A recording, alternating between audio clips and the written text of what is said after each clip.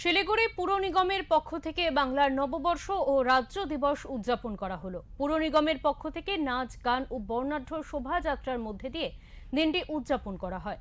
হাজার কণ্ঠে গানের মাধ্যমে অনুষ্ঠানের শুভ সূচনা করা হয়। সকলের সাথে গলা মেলালেন শিলিগুড়ির মেয়র তথা শিলিগুড়ি তৃণমূল কংগ্রেসের প্রার্থী গৌতম দেব।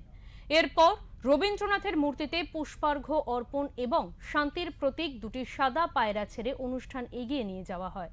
পরবর্তীতে শিলিগুড়ি বাঘাযতীন পার্ক থেকে একটি বর্ণাঢ্য শোভাযাত্রা শিলিগুড়ির বিভিন্ন রাজপথ পরিক্রমা করে সূর্যসেন পার্কে গিয়ে শেষ হয়।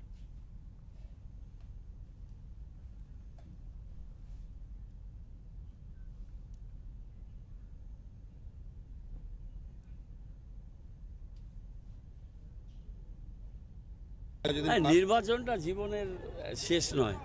আমার জীবনটা বর্ণময়। আমার জীবনটা রাস্তার প্রান্তরে, প্রত্যন্ত এলাকার, গ্রামের গরিব বস্তির ছোট মেয়ে অসুস্থ, তাকে চিকিৎসা করার জন্য পাঠানো, এটা আমার প্রায়োরিটি। আমি ইলেকশনের মধ্যেও এই কাজটা করছি, খোঁজ নিয়ে দেখুন।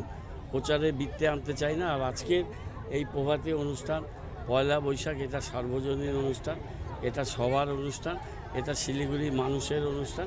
শিলিগুড়ি পুর নিগম মানে সবারে আহ্বান করি, সবাইকে আহ্বান করেছি।